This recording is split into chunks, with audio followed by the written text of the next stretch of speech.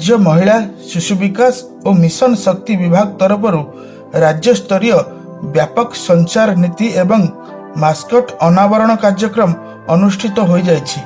भुवनेश्वर मे fair convention रे अनुष्ठित होइथिबा एही कार्यक्रम रे विभागीय मंत्री टुकुनी साहू जोग दैथिबा बेले विभागीय सचिव अनु गर्ग और आकाश दास प्रमुख जोग दैथिले। तेबे राज्य रे महिला और शिशु मानकर विकास रो वार्ता लोक मानक पाखरे किपरि पहुंचा जाई परिबो ताहा एही कार्यक्रम रो मुख्य विषय वस्तु थिला। जय जगन्नाथ समस्त नमस्कार। पुणे थारे एटी मु कोनोसी पदपदवीर पांच ऊपर छड़ाई कथाबार्ता करबा को चाहू नाही। सेलिब्रिटी रो कोनोसी स्टेटस रे केटी कथाबार्ता करबा को चाहू नाही। अभिनेतार बंधन भितरे कथा रहबा को चाहू नाही।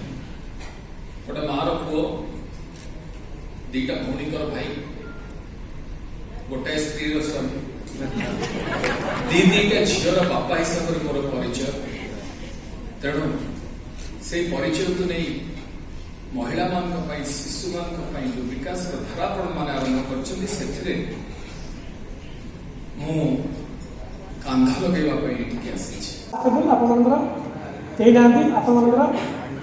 लगे सो मु अनुरोध करी से जो टेबुल अच्छा तीन जन मैडम टे से दुईटा टेबुल को पड़े जन वॉलंटियर हाँ।